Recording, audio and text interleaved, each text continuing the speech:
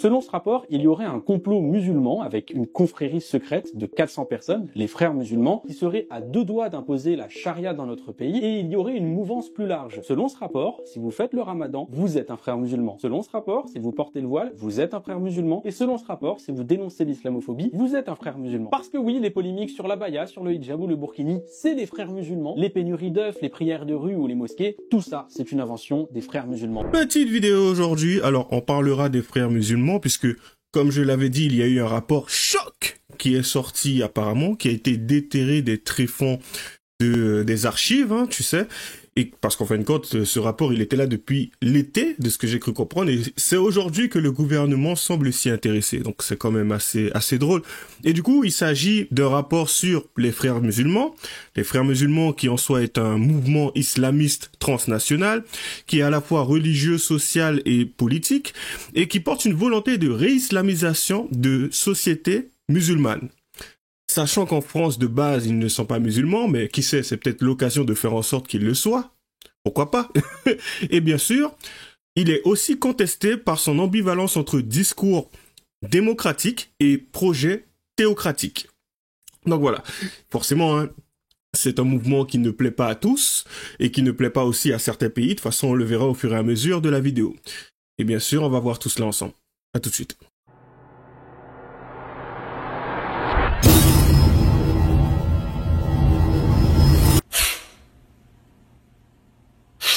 Alors d'abord, on commence avec ce qu'il y a sur le rapport. Bon, je pense pas que c'est tout ce qu'il y a, mais en tout cas, ce qui est quand même dangereux, c'est ce qui a été quand même reporté, relayé. En fait, c'est surtout ce qui nous intéresse. Après, tu sais, pour le reste, si c'est bien et c'est beau pour certains, c'est cool. J'ai envie de te dire, ce n'est pas tous les Français qui s'intéressent à l'islam. En somme, quand je dis l'islam, c'est dans le but de se convertir. Donc voilà. Rapport sur les frères musulmans de 70 pages qui se conclut par des recommandations qui sont de propager l'idéologie des frères musulmans et islamiser le pays. La cerise sur le margroud. Je sais pas si je l'ai bien dit. Hein. Développer l'islamologie. Tu m'étonnes. Surtout comment on voit la quantité de mosquées qu'il y a aujourd'hui, comparé à l'époque. Je crois qu'on est à 2000 et quelques maintenant. Connaître les aspirations de la population musulmane. Donc du coup, c'est nous qui devons connaître ça. Ça serait intéressant pour eux, mais inintéressant pour nous. Après, c'est pas marqué, tu vois, que ils veulent nous l'imposer. Mais on sait très bien ce que ça veut dire, tu vois. Après, peut-être que c'est moi qui suis dans une forme de théorie du complot. Modifier la règle funéraire. Parce que, apparemment, la nôtre n'est pas du goût de tous. Je sais pas. Enseigner l'arabe à l'école publique. J'ai envie de te dire, déjà, pour le créole, c'est compliqué. Pourquoi l'arabe se passerait au-dessus? Certains me diront, oui, parce que beaucoup plus de personnes parlent l'arabe. Moi, j'ai envie de te dire, c'est pas tous les Français qui ont envie de parler l'arabe. Déjà, pour le latin, ça semble être compliqué. Regarde, aujourd'hui, beaucoup ne font pas du moins, le lien entre yeux et œil, sur le plan du latin. Mais bon, pourquoi l'arabe passerait? Je sais pas. Après, peut-être que c'est moi qui ai une vision archaïque. Reconnaître un État palestinien aux côtés d'Israël. Qu'est-ce que ça nous apporte à nous, ça? Pourquoi faire? Mais en tout cas, c'est un rapport qui est quand même assez intéressant, puisque le but étant de convertir la France. Parce qu'apparemment, si pour certains, ne serait-ce que ces 5 points de détail, comme dirait Jean-Marie Le Pen, ce n'est pas quelque chose sur lequel on devrait s'intéresser, tu sais, jeter un petit œil, je pense que finalement, un jour, on ne comprendra pas ce qui nous arrive. D'ailleurs, c'est déjà le cas. Il y en a beaucoup qui sont encore la tête dans le trou. Tu sais, faire l'autruche, c'est devenu quelque chose de tendance. Allez, on poursuit.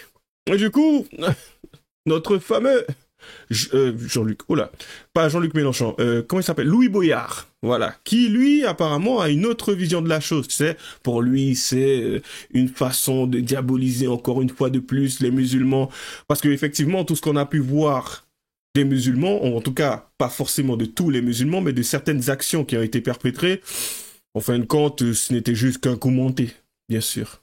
Mais enfin bon, je lance la vidéo, c'est parti. Il y a ceux qui croient que la Terre est plate et il y a Emmanuel Macron qui croit à un complot musulman. Je cite le rapport sur lequel il s'appuie. Il existerait un cercle restreint, une confrérie tenue secrète avec un fonctionnement pyramidal qui chercherait à imposer les lois islamiques en France. De quoi on parle? Du dernier rapport commandé directement par l'Élysée, une nouvelle trouvaille pour taper les musulmans et qui est inspiré des travaux d'une chercheuse financée par un milliardaire d'extrême droite, Sterrin, qui est lui-même un proche de Vincent Bolloré. Selon ce rapport, il y aurait un complot musulman avec une confrérie secrète de 400 personnes, les frères musulmans, qui seraient à deux doigts d'imposer la charia dans notre pays et il y aurait une mouvance plus large. Selon ce rapport, si vous faites le ramadan, vous êtes un frère musulman. Selon ce rapport, si vous portez le voile, vous êtes un frère musulman. Et selon ce rapport, si vous dénoncez l'islamophobie, vous êtes un frère musulman. Parce que oui, les polémiques sur l'abaya, sur le hijab ou le burkini, c'est les frères musulmans. Les pénuries d'œufs, les prières de rue ou les mosquées, tout ça, c'est une invention des frères musulmans. Mais ce n'est pas tout, parce que Emmanuel Macron a pris les choses en main et pour affronter cette confrérie secrète, il a réuni le Conseil de défense, une haute institution de la République, on réunit pour affronter les catastrophes, les guerres ou les pandémies et aussi les femmes qui portent le voile. C'est quand même intéressant la façon qu'il a de tourner la chose en dérision. Tu sais, un peu comme si le danger n'était pas réel et qu'en fin de compte, c'est une façon, encore une fois, à travers les médias, de pousser le peuple à s'y intéresser, alors qu'au fond, le danger n'est pas réel. Tu sais, c'est de l'ordre de la fiction et que beaucoup de personnes s'en font pour rien. Alors que tu le vois, encore une fois, parmi différentes actions perpétrées, et ce sont des personnes qui se sont, tu sais, ils se sont pas cachés, hein. Parce qu'aujourd'hui, en France, j'ai envie de te dire, c'est plutôt tendance. Tu fais quelque chose, t'as fait une bêtise, t'as tapé quelqu'un ou tu as manifesté ton mécontentement, tu hurles dans un bus. Ouais, je suis ivoirien. Ouais, je suis sénégalais. Ouais, c'est tendance aujourd'hui. Ouais, on est algérien, on est là que pour la carte vitale. Donc, en fin de compte, j'ai envie de te dire, les gens n'ont plus envie de se cacher. On est dans cette société aujourd'hui, un peu narcissique, on a besoin de se montrer et d'associer une action, quand bien même cette action soit quelque chose de positif ou négatif, tout le monde s'en fout de ce que j'ai pu remarquer. À partir du moment où ça a une portée, tu l'associes à... La personne va se l'associer, elle va se l'approprier. Et du coup, j'ai envie de te dire, j'ai du mal à me dire qu'aujourd'hui, les musulmans, là, enfin, pour ceux qui ont commis des actes répréhensibles, qu'en fin de compte, ce n'étaient pas des musulmans. Certains préfèrent le penser. Certains préfèrent se dire cela en pensant que, oui, en fait, il dit ça, mais il s'en fout. Encore une fois, c'est une façon assez violente, un raccourci assez violent pour essayer pour essayer de se dissimuler, enfin pas de se dissimuler, mais de ne pas affronter la vérité. En tout cas, c'est comme ça que moi je le vois, et parce que pour moi ça a du sens. À un moment, si la personne elle te dit qu'elle est musulmane, bon, c'est quoi être musulman? C'est pratiquer, mais du coup, c'est à partir de combien d'actes que la personne peut dire qu'elle est musulmane? Est-ce qu'il suffit de faire le ramadan pour dire que tu es musulman? Est-ce qu'il suffit de faire les 5 prières pour dire que tu es musulman? Parce que si en fin de compte, la personne, elle fait les deux, et qu'en fin de compte, elle commet certains actes, est-ce qu'en fin de compte, elle est toujours musulmane ou pas? Ah, si tu étais musulman, tu n'aurais jamais fait ça. Mais tu as des gens qui te diront, oui, mais on peut être musulman et faire ça. Et puis après, tu fais le ramadan pour être pardonné. C'est pour ça que tu en as certains qui boivent, fument ou autre et tout, et après qui font le ramadan, qui font rien, et après, bon, on repart. Donc, à quel moment un musulman est un musulman? Bonne question. Enfin, on poursuit. Dans des compétitions sportives. Je présente tout ça avec ironie, mais en vérité, c'est extrêmement grave. La ligne officielle de l'État français est l'existence d'un complot musulman. Tout ça, ça joue aussi de surenchère de communication. Le Conseil de défense de Macron, c'est parce que le ministre raciste de l'Intérieur, Retailleau, avait fait sortir le rapport. Encore la veille, Attal avait proposé d'interdire le voile pour les jeunes femmes. Aujourd'hui, ces gens jouent sur l'islamophobie parce qu'ils ont que ça pour exister. Sauf qu'au milieu de tout ça, vous avez les Bolloré et les Sterrin, les milliardaires d'extrême droite, qui utilisent leurs médias pour en faire parler sans aucun recul, parfois même sans jamais avoir lu le rapport. Rappelez-vous, tout ça survient quelques semaines après l'assassinat de Aboubacar Cissé, tué dans une mosquée parce qu'il est musulman. La France est en train de franchir des caps. Amnesty International appelle les responsables politiques français à empêcher les discours racistes et islamophobes et à empêcher leurs actes et leur propagation. Voilà quelle a été la réponse d'Emmanuel Macron. Il n'y a qu'un seul moyen de résister face à ce gouvernement et à ce président totalement déconnecté de la réalité, face à ces milliardaires qui utilisent leurs médias pour faire distiller le poison de la division et de la haine, c'est de parler. Dénoncer l'islamophobie dans notre pays, un seul recours face à nos dirigeants, le peuple. Moi, je dirais tout simplement que tout ce qu'il y a là, enfin, tout ce qui survient à la suite de ce rapport, ça ne changera pas la réalité actuelle. C'est-à-dire que les choses étaient déjà telles quelles. Et elles continueront d'avancer dans une certaine direction. Donc, ils auront beau faire leur truc de défense. Ça, c'est juste, de la poudre de perlimpinpin, comme dirait un certain président. Et en fin de compte, je pense que c'est plutôt une façon de récupérer certains électeurs à droite. Parce qu'en fin de compte, On le voit avec Gabriel Attal dans sa façon de procéder et dans ce qu'il met en avant, bien sûr. Hein. Oui, ça serait bien que les jeunes petites filles de moins de 15 ans n'aient pas à porter le voile. Ouais, c'est facile, à un moment donné. Après, ah, tu t'intéresses? Ah, c'est bien. Bon, on va peut-être voter pour toi. Bon, j'espère que les Français ne seront pas Alzheimer le jour des votes au présidentiel, hein, qui se rappelleront justement de certaines choses. Ça serait quand même pas mal. Parce que oui, mais en fait, il a pris conscience il y a 2 ans. Non, justement, 2 ans, c'est plutôt proche. Et le mec, il a eu 2 mandats. Bon, après, peut-être pas Gabriel Attal, mais pour ce qui est d'Emmanuel Macron, tu vois, il a eu 2 mandats. Et aujourd'hui, admettons, le mec, il met en place, allez, vas-y, une loi ou autre pour pouvoir faire en sorte de contrecarrer, on va dire, l'évolution islamique en France. Faudra pas oublier qu'en fin de compte, les autres années qui sont passées, il a fait la sourde oreille, hein. Donc voilà. Mais bon, on poursuit. Du coup, soyez bien assis en écoutant Gabriel Cluzel qui résume les préconisations indiquées dans le fameux rapport Choc sur les frères musulmans. Allez, c'est parti. On résume. Pour lutter contre les frères musulmans, ce rapport préconise de donner plus de visibilité dans l'espace public et des droits divers réclamés par ces frères musulmans, de revoir le récit national pour en instaurer un autre, concurrent et communautaire, de favoriser l'enseignement de l'arabe, d'infléchir notre politique internationale en fonction des attentes supposées de la communauté musulmane. Bref, au-delà du constat, ce rapport pourrait bien être à terme, si l'on en suit les préconisations, une victoire pour les frères musulmans qu'ils prétendent dénoncer. C'est fort. C'est fort. On résume. Ouais. Faut savoir une chose, hein. Faut savoir une petite chose.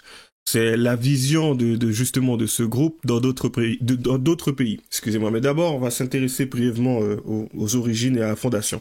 Donc, l'année 1928, en Égypte, en Ismaïlia, excusez-moi, il y a le fondateur Hassan al-Banna, enseignant et prédicateur musulman, dans un contexte d'une Égypte sous influence britannique à l'époque, a créé ce fameux groupe des frères musulmans. Donc voilà. Le mouvement vise à revitaliser l'islam dans la vie quotidienne, lutter contre l'influence occidentale dans le monde musulman, promouvoir une société gouvernée par la charia. Que dire de plus, déjà à ce niveau-là? Réconcilier islam et modernité, tout en rejetant les modèles politiques laïques occidentaux. L'idéologie d'un islam politique, donc islam qui est vu seulement comme une foi, mais comme un système complet de gouvernance, qui n'est pas vu seulement comme une foi. Voilà. Moralisation de la société, retour aux valeurs islamiques authentiques, rejet de la séparation entre religion et État. Donc du coup, on les associe de nouveau, mais cette fois-ci, ça sera pas catholique, ça sera islamique.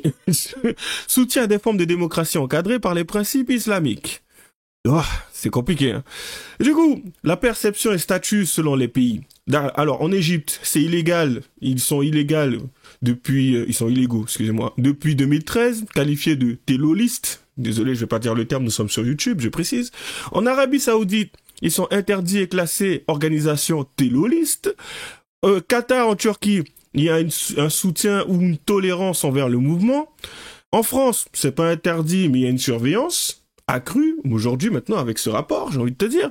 Émirats Arabes Unis, organisation terroriste. Est-ce que la France est dans une forme de bêtise ou c'est comment? Après, je parlerai pas des violences et controverses. Je pense que ce que j'ai dit, c'est déjà suffisant. Et d'ailleurs, il y a des termes dedans qui, je pense, ne passeront pas sur YouTube. Donc voilà. Du coup, que dire d'autre? À part que ça devient compliqué en ce moment. Mais bon, on va poursuivre. Et du coup, Yohann Moussaï vient de lâcher une bombe sur le fameux rapport sur les frères musulmans. Allez, c'est parti. Dans l'émotion, mais moi je les connais. Hein. Je voudrais quand même dire un mot de l'Élysée, pardon, parce que là, Emmanuel Macron, c'est son grand truc. Quand il veut montrer qu'il prend un problème à bras-le-corps, il convoque un conseil de défense. Oui. Bon, là, le communiqué de l'Élysée nous dit c'est un problème gravissime, il faut agir d'urgence. D'ailleurs, il va reconvoquer un conseil de défense dans quelques jours. Bon, mais pardon, l'Élysée, ils ont ce rapport depuis l'été dernier. Oui. Ça fait des mois qu'ils ont ce rapport. Pourquoi, si c'est aussi grave que cela. Pourquoi est-ce qu'ils ont attendu? Ils font que de la com. Mais vous savez pourquoi? Parce que Retailleau a le vent en poupe et que politiquement ça porte. C'est ce qui me fait dire qu'ils n'ont aucune intention de régler ce problème-là. Parce que si vraiment ils avaient conscience de ce que ça représente, ils auraient agi dès le mois de septembre dernier. Parce que les conséquences, si on veut régler le sujet, vont être... Non, mais ce que vous dites, attendez, ce que vous dites est terrible. C'est-à-dire que vous dites, des solutions. Vous dites que ce rapport est sur le bureau du président de la République depuis le mois. Il a été rendu à la fin de l'été dernier.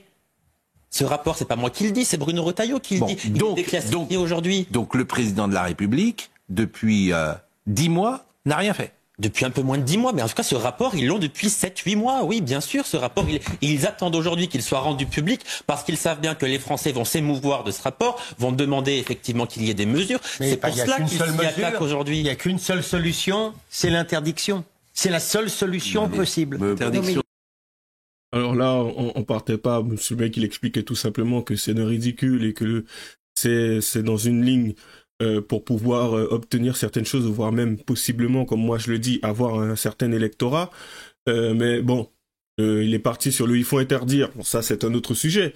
Mais j'ai plutôt l'impression que c'est une façon, comment dire, un peu comme en échec, tu places ton pion et tu attends. Tu attends de voir, mais le truc, c'est que tu as déjà au moins 3-4 coups d'avance. Donc, c'est... Après, encore une fois, théorie du complot. Du coup, on poursuit avec Zemmour. Parce que forcément, Zemmour, hein, c'est... Les propos qu'il avait déjà tenus auparavant ne datent pas d'aujourd'hui. Et tout ce qui se passe, et même l'évolution, puisqu'on n'a pas entendu le rapport, vont dans le sens de ce dont il parlait depuis le début, voire même sur les plateaux TV. Avant même de rentrer littéralement à la course à la présidentielle. Allez, c'est parti. On va parler maintenant de cette actualité grave. Le rapport commandé par le ministre de l'Intérieur sur les frères musulmans fait grand bruit. On en a parlé pendant quasiment toute l'émission et pendant quasiment toute la semaine. On dénonce de partout le rentrisme, le danger qu'il représente pour la République. Quel est votre regard?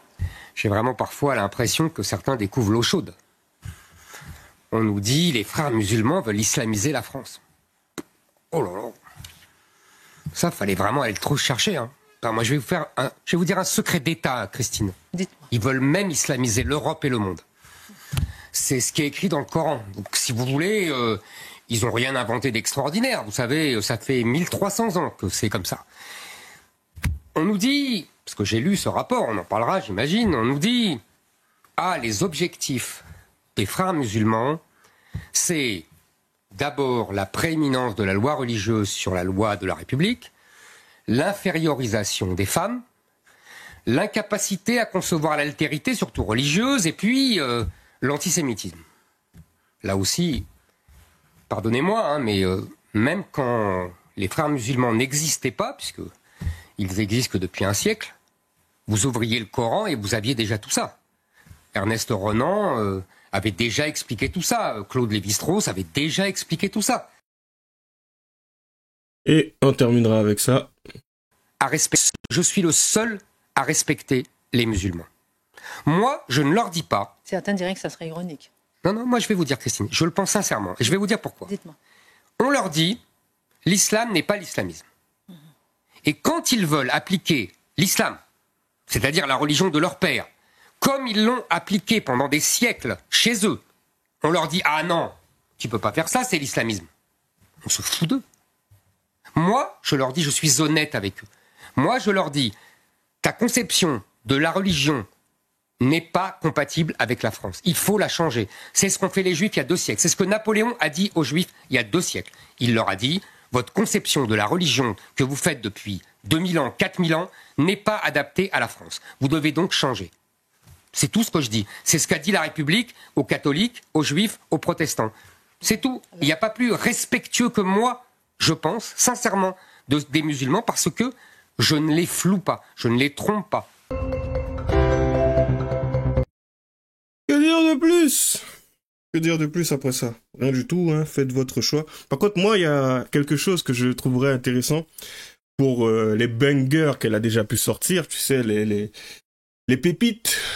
Ça serait quand même pas mal que Sarah Knafo s'intéresse au cas des frères musulmans pour savoir concrètement, c'est en fouinant un peu, ce qu'elle pourrait déterrer de plus. Parce que franchement, cette femme, c'est une pépite. C'est une pépite, c'est quelque chose, mais elle est particulière. Elle est très différente des autres femmes. Elle a un style propre à elle pour pouvoir amener les choses et tout, pour ce qui est des statistiques et même autres, hein, sur la table. Et un style pour pouvoir démonter les propos aussi de son interlocuteur, mais c'est un bijou. C'est un bijou, franchement, c'est un bijou. Comme d'habitude, lâchez les j'aime pas, les commentaires, les liens seront dans la description. Abonnez-vous à la chaîne de Génération Sankara et à la mienne. J'ai un Tipeee, au cas où si vous voudriez me verser un petit don. J'aurai le fameux live que je ferai avec Génération Sankara le 31.